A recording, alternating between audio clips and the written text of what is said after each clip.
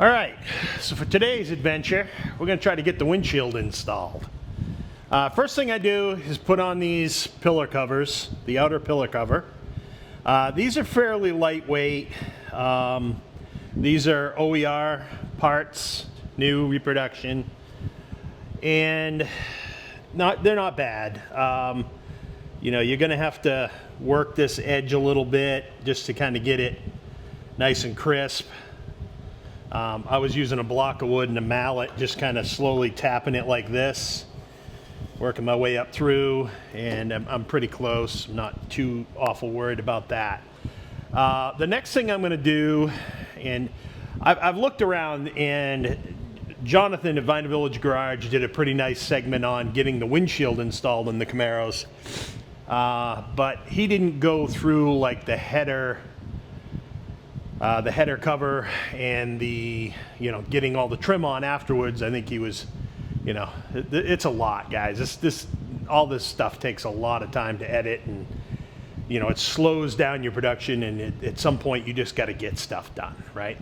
So anyway, I'm going to take a little bit more time on this one because I haven't found anything really good on the convertible windshield trim and molding setup and how it works and what it looks like.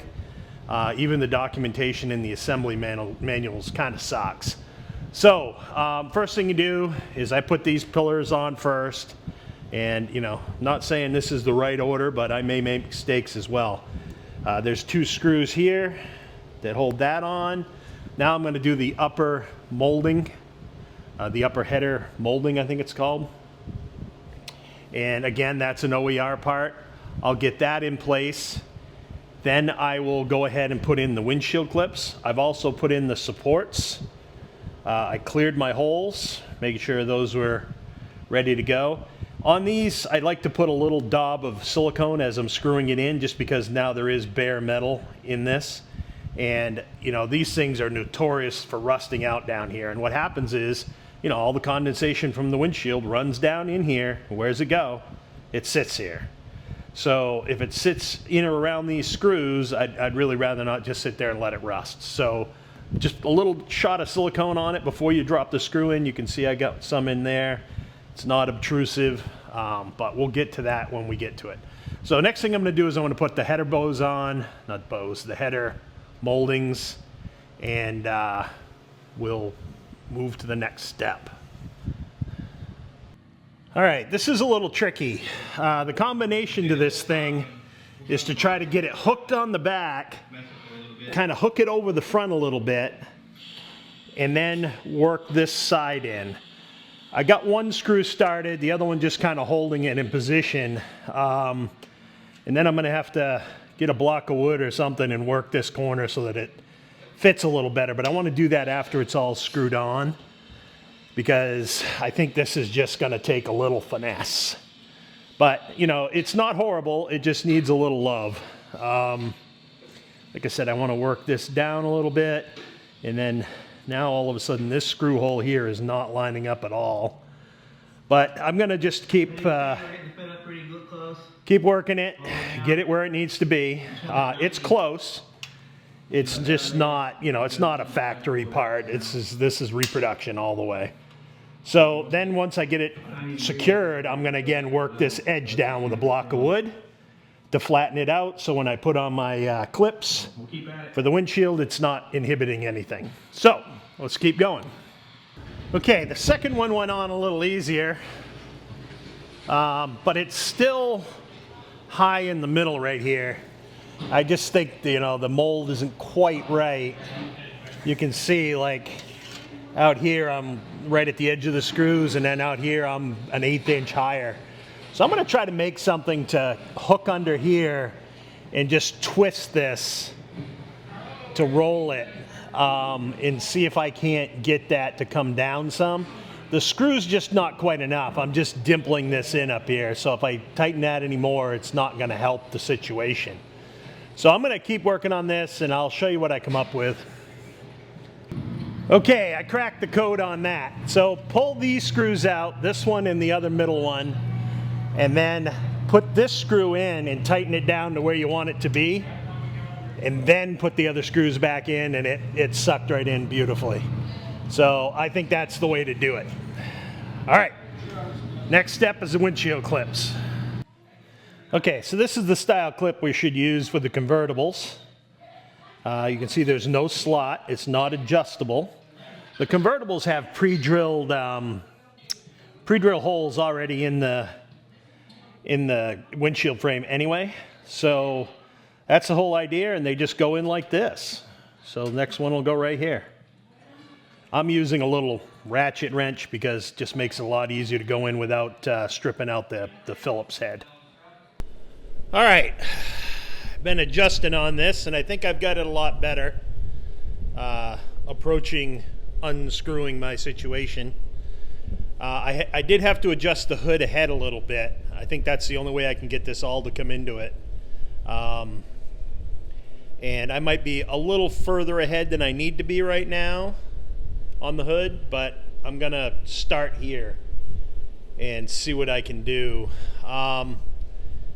I got this a lot closer. This is a lot closer. I've got to adjust my trim more down and see if I can't draw this in a little closer. But I think that's all going to work once I get that chrome down where it needs to be, because the chrome kind of restricts it from going up, but it's a lot better than I just had it. So my hood did have to come forward just a whisker, but it's still okay. I'm going to have to adjust on the bumper a little bit, but hey, if that means I can do this without having to rebuild a new cowl grill panel, hey, awesome. So I'm going to keep working on this for a bit. I got to get my chrome pulled down. I'm going to lift the hood back up. I've marked where I want my hood to be here. Made some little witness marks. Now because the hood's still loose, I'm going to take the cowl grill out, line up those witness marks, and I will tighten the grill up through the cowl hole opening. That is kind of how I've been doing it, and it works good for me. So let's try this and see what we get. Right now I've got an 1/8 inch spacing here. I might go down, because this is an easy one, right? Because it's coming in like this. It isn't something that's going to slide up and down. So I could even go a little bit less, I think, and make that a little better. It's actually a little over 1/8 right now. So might slide that back to this mark, which I think is 16th. Yep, 16th. Slide the hood back a little bit more and try to pick that up and see what I get. But just to keep it as good as possible in the front. Yeah, I think I can do that pretty easy. Okay, that's what I'm going to do. I'm going to pull this back apart again, pull the chrome down. I still have this ridiculous amount of black stuff showing here, the butyl urethane.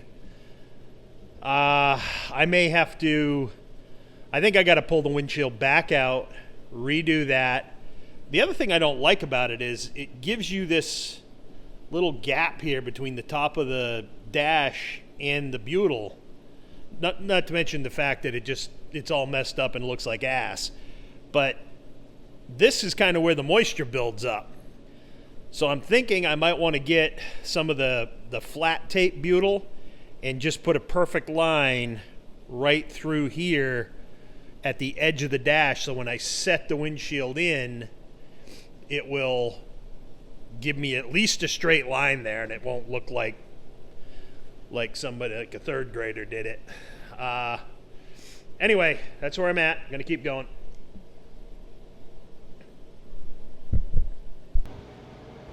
Okay, so I just reviewed some of the footage from finishing up this windshield install, and it's a hot mess. I ended up with 45 minutes of the recording of my top of my bench as I set the camera down. The segments got missed. It was a total mess. But let me explain what I was into. Okay, so what ended up happening was this cowl grill was up, and it looked like it was back about a good 1/4 of an inch more than it should have been.